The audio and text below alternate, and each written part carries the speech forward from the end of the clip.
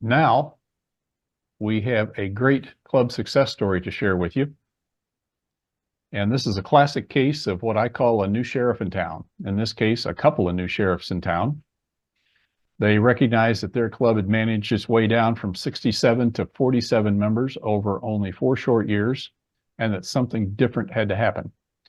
Our presenters are Andrew Friend and Pat Kale, co-presidents of the Rotary Club of Monroe, North Carolina. And Pat and Andrew banded together to shake up the Rotary Club of Monroe with the idea of making the club experience more irresistible and enhancing the enjoyment everybody got out of their Rotary Club. So here are Pat and Andrew.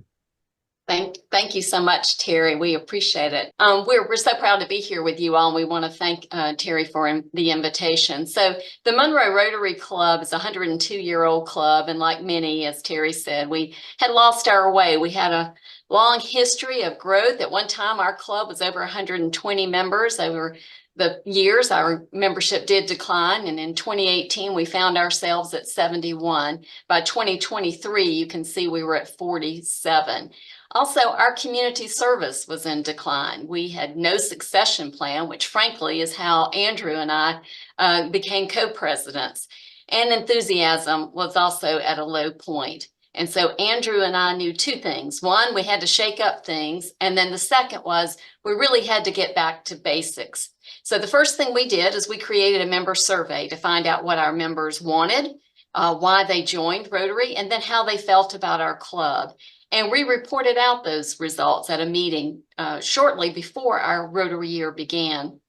And so along with those survey results, we showed our members that graph that you just saw, which showed that steep decline. I mean, you know it, you're in the room, you see fewer people, but when you see it in graph form, it really is an eye opener. And so the report, along with our enthusiasm, we created an action plan. And to Terry's point, we were very intentional about putting our goals in so that we could see them. We had them written down, they were in the system so we could see them. And so that enthusiasm and that action plan, getting back to basics, along with some real hard truth, got buy-in from our members. So we told them we're going to shake things up and we're going to get back to basics. And the action plan was basically three things. Service, we want to increase the opportunities and then increase the impact that our club has. And then membership growth and retention. We want to be a welcoming club that increases our membership numbers, and that it's the job of every Monroe Rotarian to grow that membership. And then one of the most important pieces was public image, telling our story to the community. Andrew? Thank you, Pat.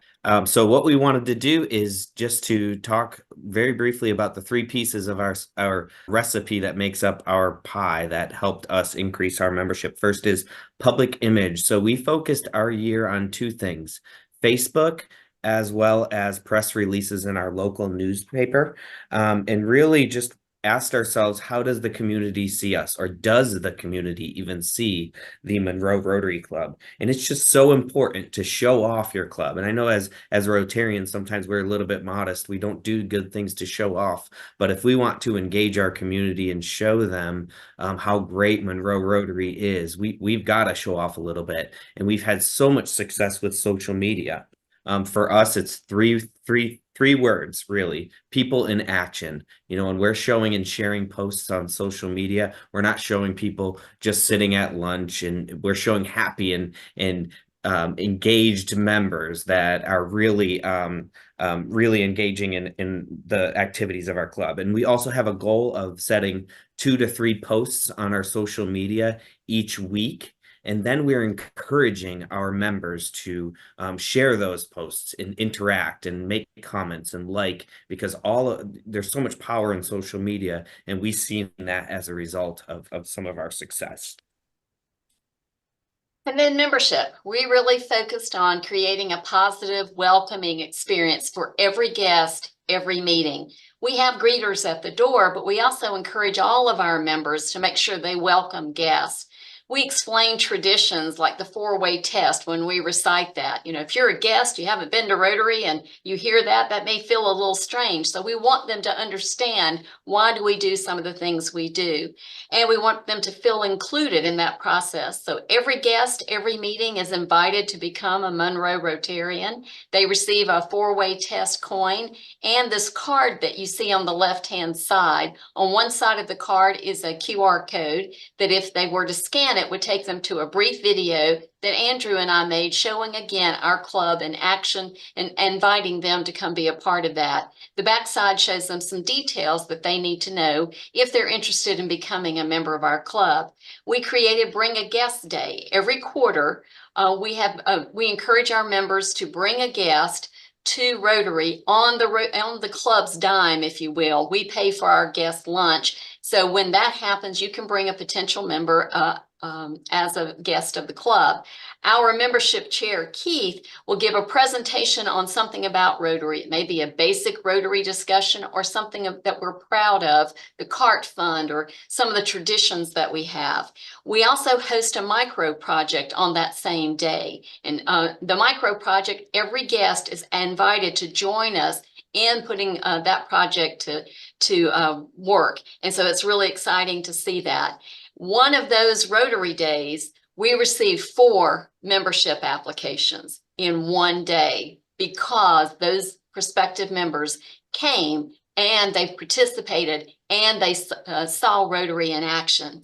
We also revamped and shortened the application process. Some of our members who've been around a while, and I think Andrew's one of them, when we received the application, there wasn't a big to-do made about it. And it took a while for us to get back to the member to let them know. So we cut that down immediately.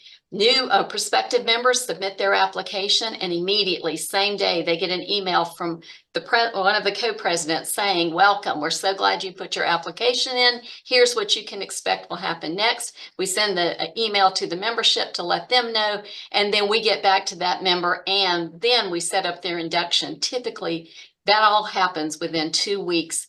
Immediately within 1 week, they're a member. The next week they get inducted. And then the last thing is we engage new members. We want to be sure those members are put to work as quickly as possible so that they can become, a part of the Rotary process and feel engaged in our club. And we know that membership and service are very much connected, Andrew. Absolutely. So first and foremost, we determined that we need to have a positive and fun energy in everything that we do. Our district governor, Deb Corbett, she inspired us to add a 5th question to the 4-way test. Is it fun? And yes, it is in Monroe Rotary Club. So we make sure that everything that we do, we're smiling, we're having fun, and we're enjoying our time. And we've changed our meeting formats a little bit. So it used to be that we would have a presentation every week. We'd have a different nonprofit or different organization come in and help share things. And it just honestly just got a little bit stale. So we started doing micro projects either once a month or every 6 or so weeks where we're doing a simple project, maybe takes 20 minutes that we can do in the time that we normally have activities. And then we're engaging our members. We're asking them, who can bring in snacks, and we're going to make snack bags for a local food pantry here and things, and just shaking things up and making sure that our meetings and our projects don't get stale, and then including our guests in those projects as well. Of course, bringing that guest day. When we do that, we always do a project that day so folks can see the fun of Rotary through Monroe Rotary Club. And as one of our great members, John Yermak, shared with Pat early on before we started our Rotary year, making sure that every member has a job in Rotary and how they can serve, because really that service is the core of why everybody joins Rotary. And then one other thing that we did is we celebrated our successes. So whenever we have a chance, as was mentioned on this call earlier, just celebrating and sharing. Okay, we did a mid-year report where we shared how many projects we've done and how much what financial impact our club has made in the community, and really just sharing that with club members gives them energy and keeps them engaged and helps with retention. So our recipe was pretty simple. We think we increase service with spirit of keeping it fun, celebrating wins because everybody wants to be part of a winning team, right? And showing off your club and making it irresistible, as past district governor Cam in our district had always encouraged us to do. And then you see that increased membership impact. So for us, it's resulted in this year, we currently have 81 members, up about 34 members from when we started this year. And exciting part about that is that we've increased our women. We now have 45% women in our club, where it was about 30% at the beginning of the year. And then we increased people of color as well as people under 40. So I will open it up if anybody has any questions.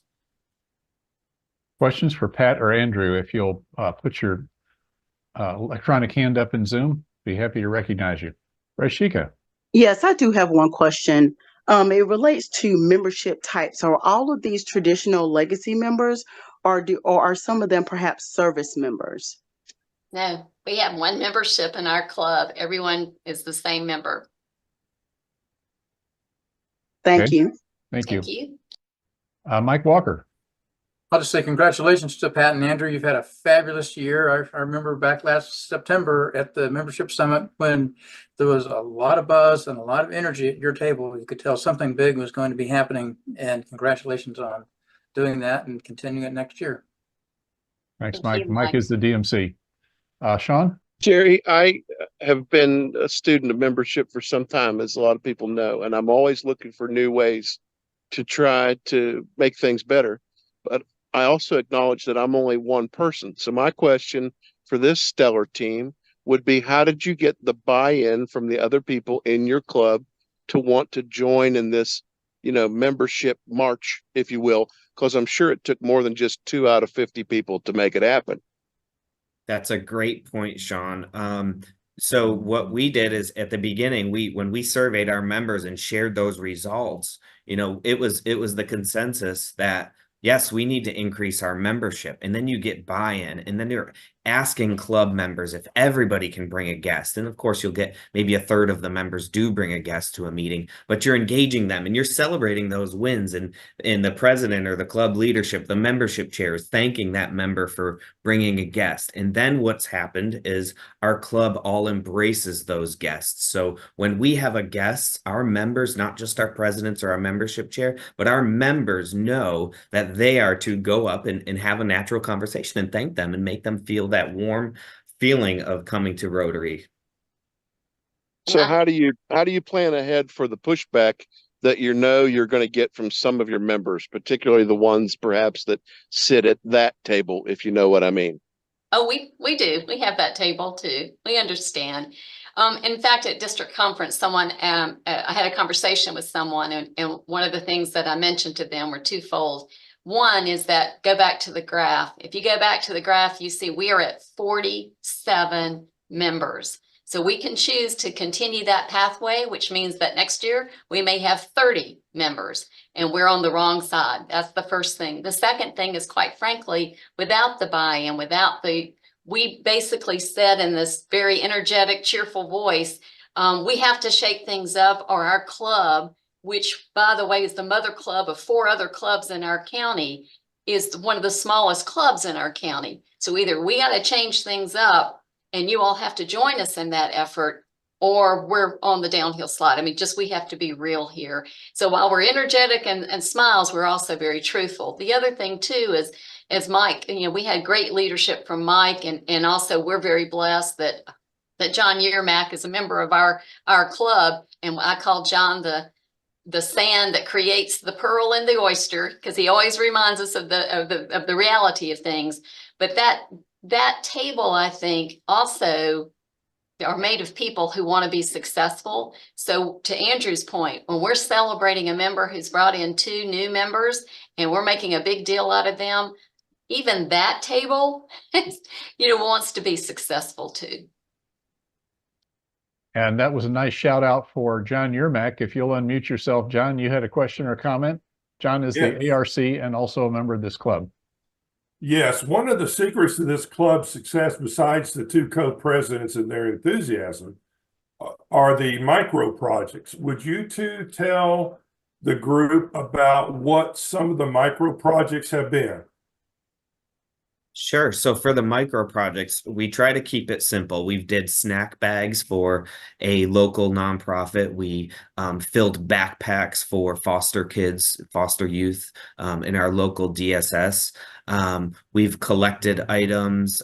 We've done even something like sending thank you cards to the sheriff's office, and we ask, take 15 minutes during a club meeting and sending thank you cards. Doesn't have to be a big, elaborate, expensive project, but just something that's impactful. And what's important is that everybody can contribute to that.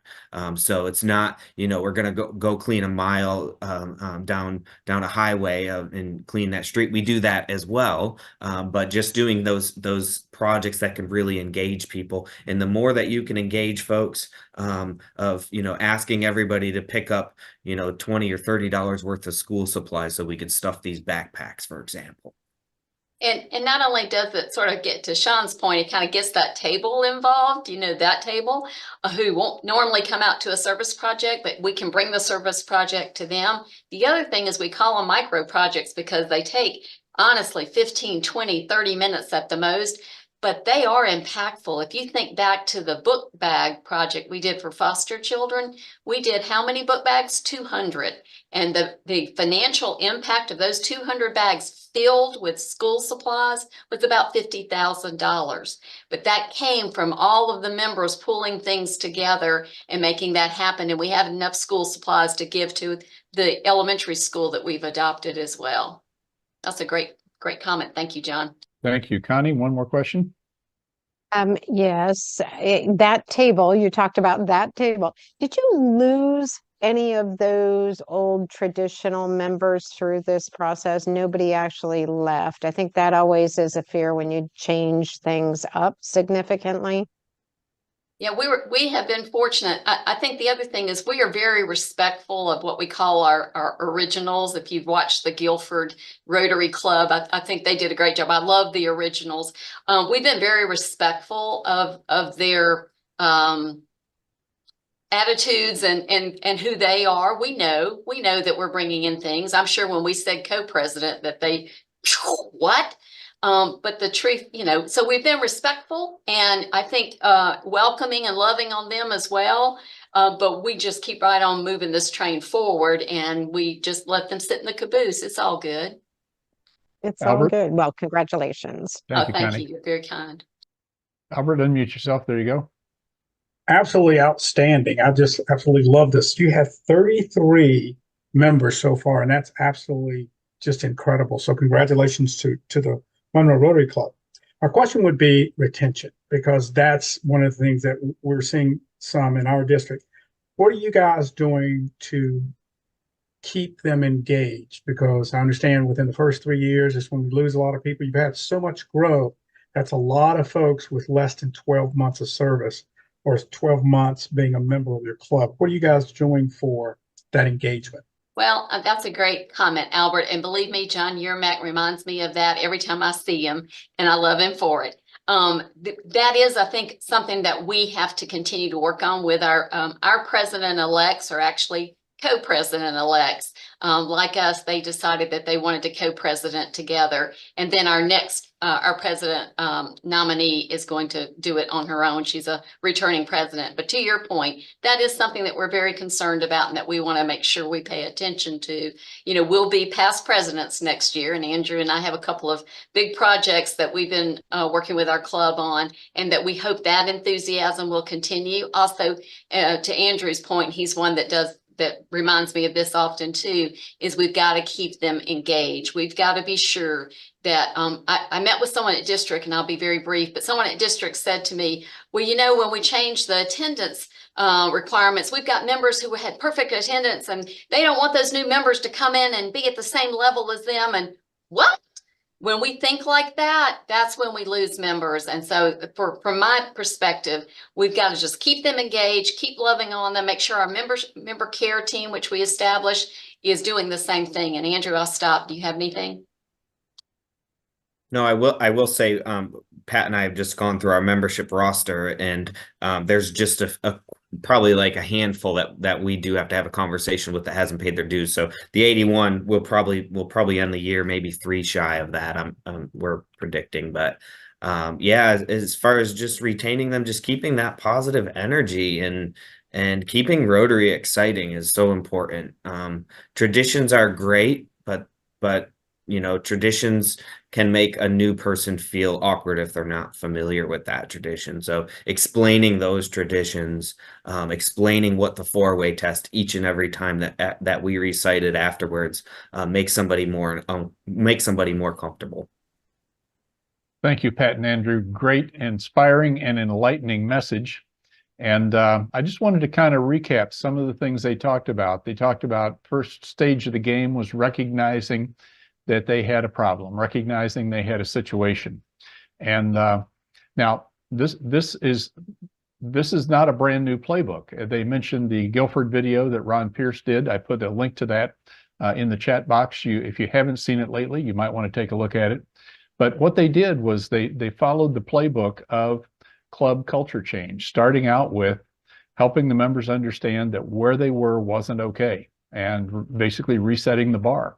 We've got to grow this club rather than decline it. And of course, the author of a leading book on that topic, Leading Change, John Cotter, says if you can't get everybody's attention, create a crisis. Well, Pat and Andrew, thankfully, didn't need to create a crisis. They already had one. It's just that their members didn't know about it. And so they put the graph up on the screen. And when I talked to Pat earlier in the week when we were talking about this, she said there was some visible gasps when people realized just exactly what had happened over the course of the last only 4 or 5 years. Same thing Ron Pierce did in his video. Then they reset the bar. We're going to get back into the game that we have played in before. They asked the members what they wanted. They did a member satisfaction survey. They didn't happen to use the one in the Membership Success Center. They created their own. That's fine. But they went back to the members, and then they said, here's what we heard, and here's what we're going to do different as a result. And then they also trained their members as to how they could play in this game. They taught them how to use the social media tools, how to not just but also extend social media links to other people in their network. They focused on the club experience. The club experience is what matters, and they created, as Mike Walker's fond of saying, a culture of inviting. They really just hit all the bases. They really ran the table with respect to club culture change, leadership, and accomplishment. Just a remarkable story. Thanks to both of you, and thanks again. Another golf clap for Pat and Andrew. Can I add one more thing to your summary, Terry? Sure. One thing that we did is before we had actually started our Rotary year is we sat down with John Yermak, who told us everything we needed to do, and all the credit goes to John. And he's going to shake his finger, but I'll tell you it's true. One of the things that he had recommended that we do is watch a couple of YouTube videos, and the one of this guy named Bob, I don't know his last name, from Guilford County, and John can share that. He had given us so many suggestions in this YouTube video. It's about a 20-minute video that if you haven't seen that, I encourage you to watch. And we showed that to our board as well. Great. Andrew made a point as well. He used the term simple. And the fact is that there isn't a lot of rocket science in this plan. It's just incredibly well executed. And what I'm fond of saying is that, growing membership in a Rotary Club is simple. It's just not easy. You have to work at it. So I wanted to point out one more thing, and that is another key to these folks' success is they got started. And this is the member attraction pace from the Membership Success Center progress dashboard. And you'll notice they got right off the blocks at the early point in the year. And I mean, look at how steep this ramp is. This ramp goes up to over 35 members. And, they have pushed past the 32 point that they were at the first of the month. They've added a couple more. By the way, adjusted their goal along the way. This ramp got steeper, self-inflicted over time. And so if we could fix just one thing, folks, in this coming year, it would be getting our clubs started attracting members in July, August, and September, not February, March, and April. Keep that in mind. If you can keep clubs focused on this new member attraction pace and this progress dashboard in the Membership Success Center, which you can send them a link to using some of the same techniques that we showed in those other DAC-DV videos, it will make a huge difference if we get the club started early in the year rather than waiting until mid-year or late year to wake up their membership attraction pace. Thanks again to Pat and Andrew for an extraordinary presentation. Thanks to all of you for what you put in this year as far as effort to grow membership in your clubs and districts. Thanks for your service and appreciate you being with us tonight. Thanks a lot. Good night.